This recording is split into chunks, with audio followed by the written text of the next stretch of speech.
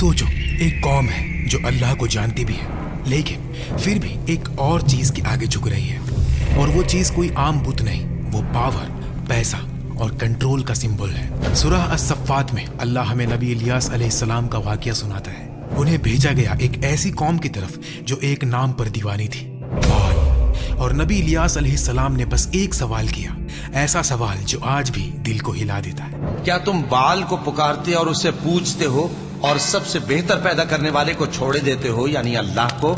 लेकिन रुक जाओ, बाल की स्टोरी जितनी पुरानी लगती है उतनी ही आज की लगती है। इब्ने कसीर के मुताबिक बाल शुरू में बुत नहीं था, पहले ये एक लक़ब था, आका, मालिक, सरदार। पुरानी जुबानों में फिर फिनकी लोगों ने इसको एक माबूद बना दिया, कहानियों ने इसे अपना सबसे बड़ा खुदा बना दिया। और नबी इलियास अलैहिस्सलाम के ज़माने तक बादशाह अहब और उसकी बीवी जेज़ेबेल ने बाल की पूजा को मुल्क का सरकारी मजहब बना दिया। उनके पास बाल के 450 रहनुमा थे जो फुल टाइम सरकार से पैसे लेते थे और बादशाह के दस्तरख्वान पर खाना भी खाते थे। ये कोई आम लोग नहीं थे, ये उस जमाने के मशहूर लोग थे जो सोसाइटी को बताते थे कि क्या सोचना है, किसको फॉलो करना है और किसको पूजना है और क्या कुर्बानी देनी है। और बाल क्या वादा करता था? बारिश, फसल, जरखेजी, दौलत, कामयाबी, दुनिया की हर चीज, मालो मता और सब कुछ। लेकिन अब बात अंधेरी हो जाती है, बहुत अंधेरी। लोग बाल को इसलिए नहीं पूछते थे कि वो बेवकूफ थे, वो इसलिए पूछते थे क्योंकि वो डर रहे थे, सूखे से, भूख से, नुकसान से और अपनी जिंदगी पर कंट्रोल खोने से। और यही डर बाल की पूजा को खतरनाक बनाता था। बाल की पूजा में कुर्बानी होती थी, कुछ रिवायतों में सिर्फ जानवरों की नहीं, बच्चों की भी। लोग अपने बच्चों को धात के बड़े बुतों में जला देते थे और ढोल इतनी जोर से बजाते थे कि बच्चों की चीखें दब जाती थी। इसको आग से गुजरना कहा जाता था। पहले ये काम बड़े लोग करते थे और फिर ये ट्रेंड बन गया, फिर नॉर्मल हो गया, फिर ऐसा माहौल बन गया कि जैसे जरूरी हो।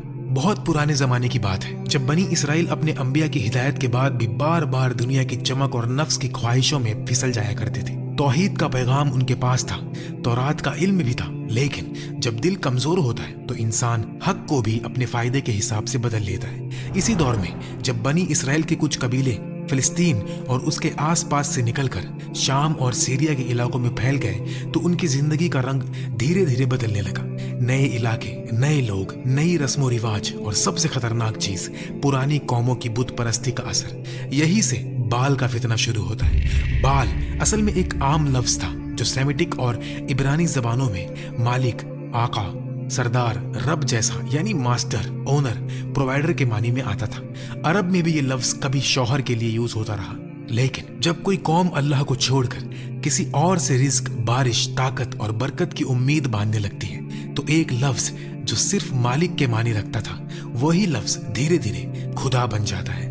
बाल भी इसी तरह एक नाम से ज्यादा एक सोच बन गया।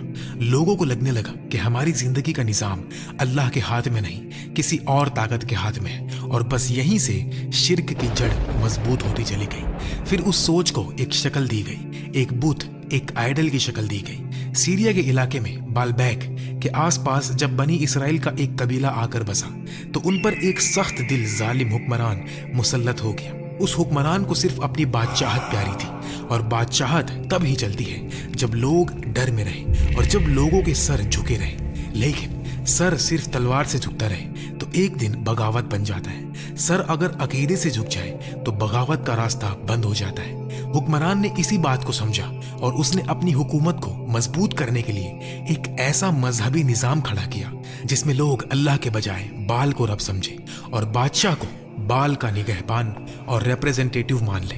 यानी बुत परस्ती सिर्फ इबादत नहीं रही, वो पावर का निजाम बन गई। इस तरह बाल का आगाज हुआ, पहले लफ्ज, फिर सोच, फिर आइडल, फिर रिवाज और फिर निजाम। और जब निजाम बन जाता है तो सिर्फ आम लोग नहीं, बड़े बड़े प्रीस्ट और सरदार भी उसमें हिस्सा डाल देते हैं। बाल के लिए मंदिर और कुर्बानी के मकाम बनने लगे। लोग उसके सामने झुकते, सजदा करते, नजरों नियाज चढ़ाते, कोई अपनी फसल के लिए, कोई अपने माल के लिए, कोई अपने बच्चे के लिए तो कोई अपनी इज्जत के लिए। हर किसी की अपनी मजबूरी थी और हर मजबूरी को बाल के दर पर ले जाया जाता। कुछ लोग खौफ से झुकते थे, कुछ उम्मीद से। उनका यकीन ये बन गया था कि बारिश आएगी तो बाल की रजा से, फसल उगेगी तो बाल के हुक्म से, और रिज्क बढ़ेगा तो बाल की खुशी से, यानी अल्लाह को दूर का खुदा बना दिया गया और बाल को रोजमर्रा का मालिक समझ लिया गया। बाल की पूजा का तरीका असल में सिर्फ एक बुत के आगे झुकना नहीं था, वो एक पूरा निजाम था, एक कल्चर। पुराने शाम या कनान के माहौल में बाल को अक्सर स्टॉर्म और बारिश का रब और जरखेजी का सोर्स समझा जाता था। इसलिए बाल की इबादत ज्यादातर उन चीजों के गिर्द घूमती थी जो जमीन को जिंदा करती है। बाल की पूजा आमतौर पर मंदिरों और हाई प्लेसेस पर होती थी, यानी ऊंची जगहें, पहाड़ों के करीब या शहर के बाहर ऐसे मकामात जहां मंदिर बना होता। लोग वहां जाकर बाल के नाम पर नजर चलाते। जानवरों की कुर्बानी, अनाज, ऑयल, शहद या शराब जैसी चीजें, रिवायत और पुरानी कौमों के आसार में ऐसे ऑफरिंग्स का जिक्र मिलता रहता है। इंसेंस जलाया जाता, धुआं उठाकर बाल को राजी करने का तस्वुर होता। प्रीस्ट का किरदार भी बहुत बड़ा था। वो रिचुअल्स करते, दुआएं पढ़वाते और लोगों को ये फील करवाते कि बाल का निजाम चल रहा है। बाल खुश हो गया तो बारिश आएगी और नाराज हुआ तो कहत आ जाएगा। कुरान बाल का जिक्र इशारा करके नहीं करता।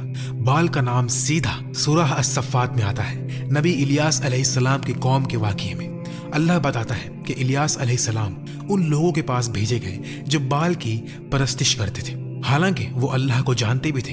इलियास अलैहिस्सलाम ने उनको एक सवाल की शक्ल में दावत दी जो दीन की जड़ पर लगता है। क्या तुम बाल को पुकारते हो और सबसे बेहतरीन खालिक को छोड़ देते हो, अल्लाह को जो तुम्हारा रब है और तुम्हारे पहले बुजुर्गों का भी रब है। आज के दौर में कुछ वायरल क्लेम्स ये कहते हैं कि एलीट्स अब भी बाल को पावर के लिए यूज करते हैं और एप्स्टीन फाइल्स को प्रूफ के तौर पर दिखाया जाता है। कुछ लोग कहते हैं लेटेस्ट रिलीजेस में बहुत ज्यादा पेजेस आए हैं और एक फैक्स जैसी वायर ट्रांसफर डॉक्यूमेंट में बाल.नेम जैसा कुछ नजर आया जो वाशोविया बैंक से पहले लिखा हुआ था और इसको स्ट्रेंज कहा जाता है। इसी तरह कुछ क्लेम्स बाल को जूइश ब्लैक मैजिक प्रैक्टिसेस से जोड़ देते हैं और कहते हैं एलीट्स आज भी ब्लैक मैजिक रिचुअल्स करते हैं। और कुछ लोग ये भी कहते हैं कि बाइबल और कुरान में इसराइली बाल के साथ मिक्सअप है, यानी अल्लाह को भी मानते थे और बाल को भी। ये जिक्र हिस्ट्री में मिलता रहा है।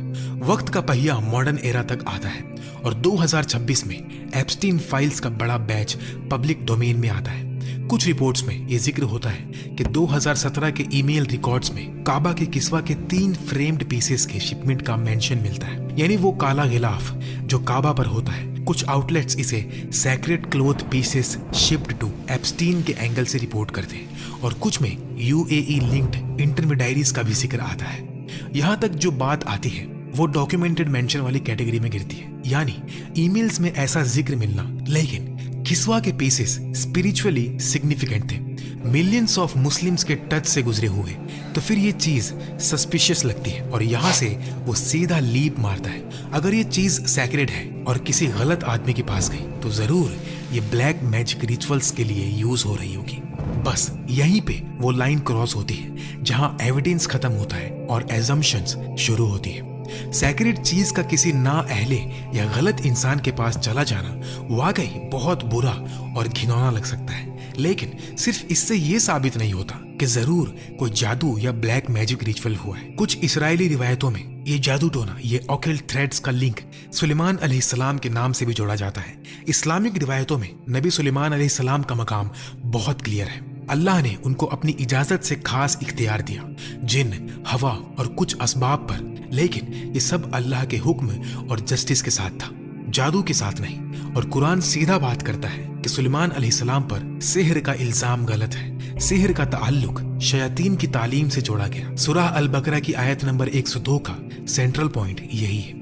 और फिर कुछ रिवायतों में और भी जोड़ा जाता है कि सुलेमान अलैहिस्सलाम के बाद शयातीन ने फॉरबिडन मैजिक की किताबें छुपा दी और लोगों ने बाद में उसे गलत तौर पर सुलेमान अलैहिस्सलाम की तरफ मंसूब कर दिया। ये नरेटिव इस्लामिक तफसीर और रिवायत के अंदर वार्निंग स्टाइल में आता है। इसका मकसद ये समझाना होता है कि लोग हिस्ट्री में हक को उल्टा कर देते हैं, नबी का नाम इस्तेमाल करके अपना बातिल इल्म लेजिट दिखाते हैं। फिर कहानी अब एक और पुराने, धुंधले और राज भरे मकाम पर पहुंचती है। बाबेल यानी बेबीलोन, ऐसा शहर जहां इल्म भी था, शोर भी था और फितनों की हवा भी। और यहीं से सिहर यानी हराम ब्लैक मैजिक का एक इम्तिहान शुरू होता है। फिर कुरान का एक सख्त लेकिन बहुत क्लियर पहलू सामने आता है, हारूत और मारूत। अल्लाह ने बाबेल में 2 फरिश्तों को टेस्ट के तौर पर भेजा, लेकिन ये टेस्ट बिल्कुल ल्योर जैसा नहीं था। ये पहले दिन से वार्निंग के साथ था। हर कोई जो उनके पास आता उनको सीधा रोका जाता, जैसे कोई दरवाजे पर खड़ा होकर पहले ही कह दे, सुन लो, ये जो चीज तुम सीखने आए हो ये कोई खेल नहीं, हम सिर्फ एक इम्तिहान है। इस रास्ते पर चले तो दिल भी गिर सकता है और इंसान कुफ्र के करीब पहुंच सकता है। लेकिन फिर भी कुछ लोगों की फितरत तो देखो, जहां वार्निंग होती है वहां भी वो पावर ढूंढते हैं। उनको हिदायत नहीं चाहिए होती, उनको शॉर्टकट चाहिए होता है। उनको अल्लाह से दुआ का रास्ता नहीं चाहिए होता, उनको कंट्रोल का रास्ता चाहिए होता है। और जब इंसान का मकसद कंट्रोल बन जाए तो वो इल्म को भी जुल्म बना देता है। कुछ लोग इस चीज को मिस यूज करते थे, घर तोड़ने के लिए, रिश्ते तबाह करने के लिए, मियाँ और बीवी के बीच नफरत और जुदाई डालने के लिए। यानी वो चीज जो वार्निंग के साथ समझाई गई, इंसान ने उसी को अपने नफ्स का हथियार बना लिया। नेब्यूकूदनेस्सर के दौर में जब यहूदियों को कैद करके बेबीलोन ले जाया गया तो वो एक ऐसी जगह आ गए जहां राजदार और ब्लैक मैजिक टाइप के आइडियाज और सिंबल्स वाली सोच पहले से मौजूद थी। कुछ रिवायत के मुताबिक वहां रहकर कुछ लोगों पर उस माहौल का असर पड़ा और दीन को सीधी हिदायत की बजाय हिडन नॉलेज और सीक्रेट सिंबल्स नेम्स वाली सोच में समझना शुरू कर दिया। आगे चलकर इसी तरह की एसोट्रिक सोच को कुछ लोगों ने कब्बाला की शक्ल में जमा किया, जहां डिवाइन नेम्स, सिंबल और इन्वोकेशंस का जिक्र होता है। इस्लाम के नजदीक रूहानी रास्ता दुआ, इबादत, कुरान और सुन्नत से खुलता है, ना कि सिंबल्स और सीक्रेट फॉर्मूलाज से, पावर निकलने से। इसलिए ऐसी प्रैक्टिसेस को इस्लाम में हराम और शिर्क के करीब समझा जाता है।